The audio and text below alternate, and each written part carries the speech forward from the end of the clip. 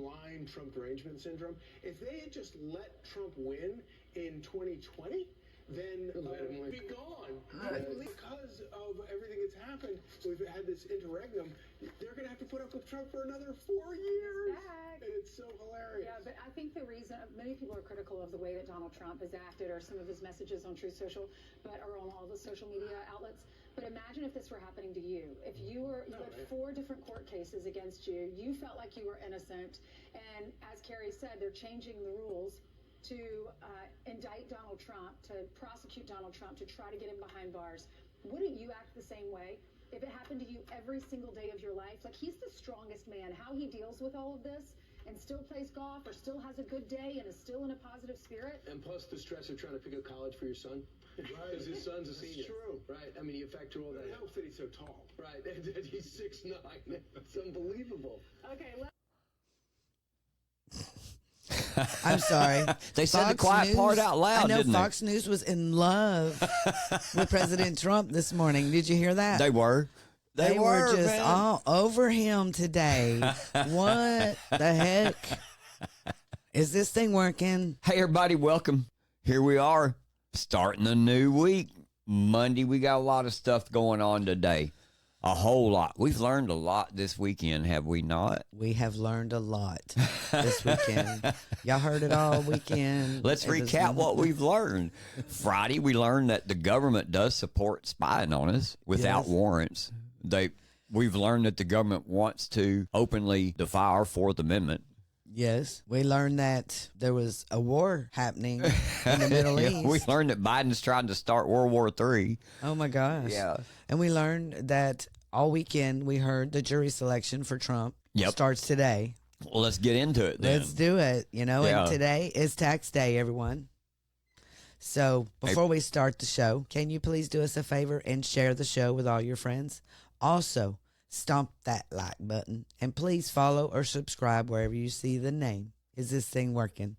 You are helping us grow, and we thank you so much for everything that you do for us, for the sharing and liking everything and listening and being there. We put you in the room. Let's get rolling. Let's get rolling. Let's do this. Today's April 15th. April 15th. Tax day for everyone. Pretty sure a lot have already taken care of their taxes because the IRS has received 90 million returns by March 29th and processed nearly 89 million. The average return to date is $3,050 compared with $2,910 last year at the same time. And you can also do an extension if you can't get your taxes done now. If you need more time, yeah. If you need more time. So there you go.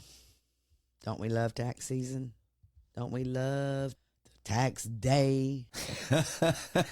Oh my God. And you need an ID to file taxes, correct? You do need an ID. Listen to that. Mm-hmm. Yeah. I know. They got to know who you are to file taxes, but not to vote, I guess. But everyone knows that President Trump is in that hush money trial, kicks off today. Jury selection. It's going to be interesting. The judge has released this crazy questionnaire for potential jurors. It came out for potential jurors late Sunday night, including questions about where the jurors get their news from, whether or not they've attended a Trump rally, and whether they follow President Trump on social media. The questions also ask if they are supporters of QAnon, Proud Boy, Antifa. I had never heard of the Boogaloo Boys. 3%ers or Oath Keepers. It's crazy how they only have Antifa in there for the left. Well, it just seems like really fair and impartial questions that you would ask a jury. Those are all relevant to the case, don't you think? Don't you think? No, I do not think that. Yeah, the irony is thick in this, man. It is very thick.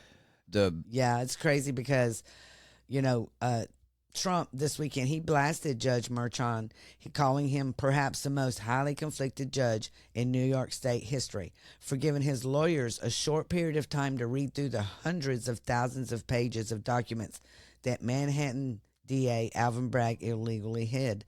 Now, the reason why I brought this up is because this has been a big contention on the fact that no one knows exactly what the charges are. I mean, and what the evidence is. They didn't give the evidence to President Trump until it was time to go to court. Okay, so the way I understood this morning, what was explained, is the charges that they brought from the beginning were basically a clerical error, and it's a misdemeanor, and also the statute of limitations had ran out on it. So they took this and added in other things that made it a federal charge so that they could turn around and bring all of this back up again. Yes, and the federal, the thing about it is Alvin Bragg is not a federal DA. No, he has no jurisdiction at all. He has no jurisdiction over anything federal. You know, and what we were listening to, like that cold open that we had this morning, the attorney before Charlie Hurt actually give us the truth on Fox News, she had said that the reason why they had held it, that they said that the statute of limitations wasn't going to be used is because it was during COVID. And they had halted a lot of stuff during COVID, and that was one of them. Wow. So they halted that. You know, they're not going to use the years during COVID. Oh, everything was halted during COVID.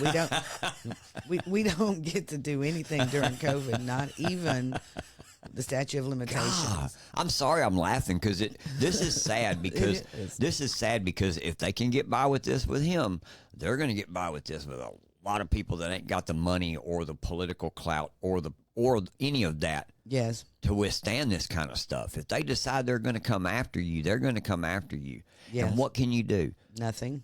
Pay. I mean, that's all they want is to take your money away. Yeah. It's what they done to Alex Jones. Same thing. Everything they've done. I mean, and they continue to do it to President Trump. And we all know it's all bull crap. And I'm going to refer to Ainsley. I'm not a big Ainsley fan, you know, but she was right on when she says, if this was happening to you, wouldn't you be angry? Wouldn't you have things to say? You know, wouldn't you want a fair trial? Right. There's a buried lead in this story, and maybe at the end of the show, I'll bring this buried lead back up. Oh, okay. Yeah. Well, I'm I'm really curious. I want to know that buried lead. That wasn't in the No, it wasn't in the script. It wasn't in the production meeting, was it? No, it was not. Imagine that. Imagine that. But President Trump has entered the courtroom this morning already, and he came out with a statement. Let's hear it. Voters, is there a conviction? This is an assault on America. Nothing like this has ever happened before. There's never been anything like it. Every legal scholar says this case is nonsense. It should never have been brought. It doesn't deserve anything like this. There is no case, and they've said it. People that don't necessarily follow or like Donald Trump said this is an outrage that this case was brought. This is political persecution. This is a persecution like never before. Nobody's ever seen anything like it. And again, it's a case that should have never been brought. It's an assault on America. And that's why I'm very proud to be here. This is an assault on our country. And it's a country that's failing. It's a country that's run by an incompetent man who's very much involved in this case. This is really an attack on a political opponent. That's all it is. There you go. Yep. He said it all. Yeah. So we're going to be keeping you updated on this trial. It's supposed to last anywhere from 6 to 8 weeks. It's going to be full of nonsense. Completely. Just like you said, the most absurd thing that we talked about in this entire thing was this judge sitting here literally wanting to ask these people questions about something that's completely irrelevant to this, has absolutely nothing to do with it, and then want to turn around and go, can you be fair and impartial?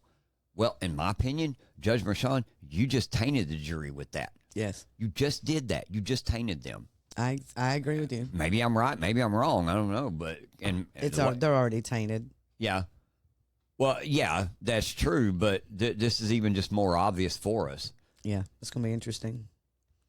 Exactly. Well, what else did we learn this weekend? We learned that Iran bombs Israel. Well, tried to. And with this, just like with most anything else that we read in the news, that we see on MSN, anything like this, we need to do what Dan Bongino always talks about and use the Bongino rule, which is what? Wait 3 days. Because the truth will come out in 3 days. Wait 72 hours. That's what it is. Yeah, not 3 days. Because look at this whole situation right here. The whole thing's been kind of strange. Sorry about that. The whole thing's been kind of crazy. The whole telegraph move from Iran with the drones, sending the drones. And the conflicting stories. So we're hoping to connect the dots a little bit. Yeah, and let's start about this. Let's start with on the surface of what we knew this weekend. Hey, Iran is sending all these drones and rockets toward Israel today. Would it seem like if they were going to do this, it wouldn't have been so telegraphed? Yeah, let's do some connecting of the dots here. And we watched this weekend. We see the news come out about the slow drones that are flying, going to take 9 hours to get to Israel. All of this is known about. Here they come, and everybody's watching this, you know. Well, if we remember back, let's connect dots. If we remember back just a couple of weeks ago, on April the 5th, CNN comes out with a story that says, and the headline read, U.S. preparing for significant Iran attack on U.S. or Israeli assets in the region as soon as next week. So we know about this already. We know it's coming. So we've known it's been coming since, a week now. Yeah. And they continue to talk about it. Exactly. They continue to talk about it. Not only that, then we hear yesterday on Reuters, and this is from Reuters from yesterday, it says Iran told Turkey in advance of its operation against Israel, Turkish sources say. Iran informed Turkey in advance of its planned operation against Israel, a Turkish diplomat source told Reuters on Sunday, adding that Washington had conveyed to Tehran via Ankara that any action took had to be within certain limits. Doesn't this all sound theaterish now? It does kind of sound theaterish. We come out with a false flag on the 5th. Then we hear this, that Iran's already talking to Turkey. They're already telling them what America said their response was going to be to this. Yeah, and Turkey, which has denounced Israel as its campaign on Gaza, said early on Sunday that it did not want a further escalation of tensions in the region. So we knew about it. It starts happening. So as you can tell, though, we've got a lot of conflicting stories about this. And like we said, it's best to just hold the Bongino rule here in effect, 72 hours. Because, the thing is we have conflicting stories, like James says. For an example, here's a Washington Examiner article from about 7 hours ago that says, the U.S. shot down nearly half of the drones Iran launched in an Israel attack. And it says in the unprecedented direct attack, Iran launched approximately 170 drones, 30 cruise missiles, and 120 ballistic missiles targeting Israel over the weekend, and nearly all were destroyed before they could cause any damage. That's where the conflicting stories come in. Did Israel, were they the ones that took those down, or did we? We took them down. Yeah, well, I have an article over here on NBC News. It has Iran attack live updates, okay? And it says Israel War Cabinet meets on response as world leaders urge restraint.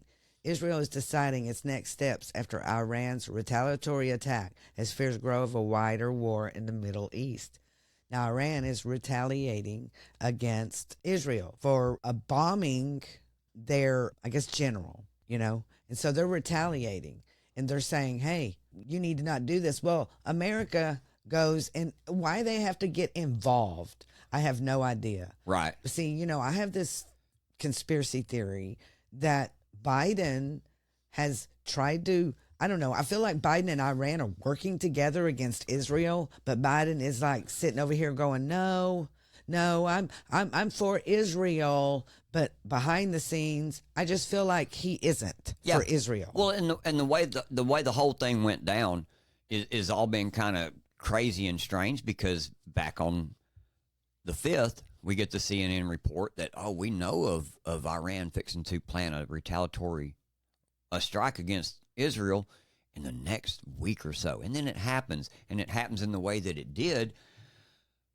Like you said, what is going on here? What's the end game in this? Well, I'll tell you what, this also is another piece of this article that I'm looking at. And I'm scrolling down and I see a headline. Israel showed its military superiority White House officials say. And then it goes down here. And this is the buried lead I think people aren't really paying attention to. It's up, it says here by Max Berman, he says, it's up to Israeli officials to decide on any response to Iran's attack over the weekend, but the U.S. ally should keep in mind its incredible military achievement in shooting down 99% of the drones and missiles. National Security Council spokesman John Kirby said this morning on Today. And then Biden goes on to urge Netanyahu over the weekend to consider the impact of that and the message it sent not only about Israel's military superiority, but that Iran utterly failed in what it was trying to do. So how is Israel's military so superior when America is the one that shot down the drones? Exactly. And the whole time claiming that we're not going to take any offensive action, offensive action, but you did.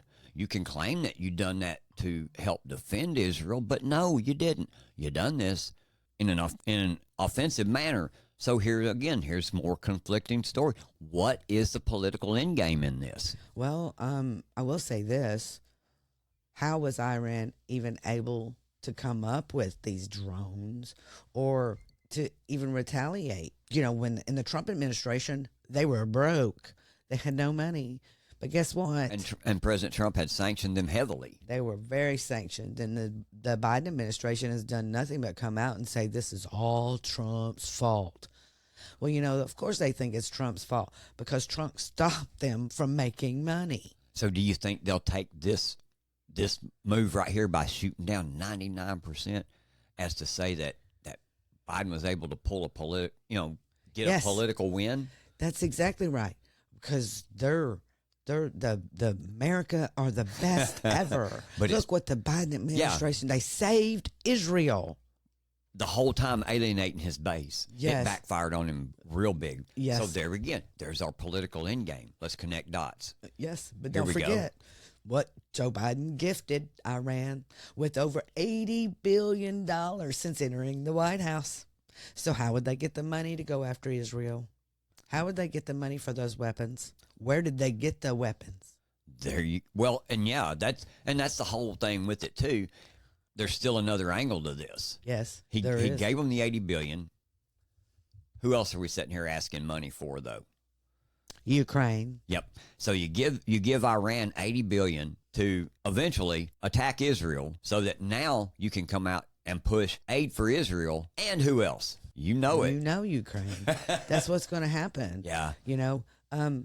The thing is this comes 1 week after the Iranian-backed Houthis attempted to shoot down a U.S. drone in the region, and 1 month after Iran-backed Hamas terrorists slaughtered 1,300 Jews in Israel and took another 240 Jews hostages.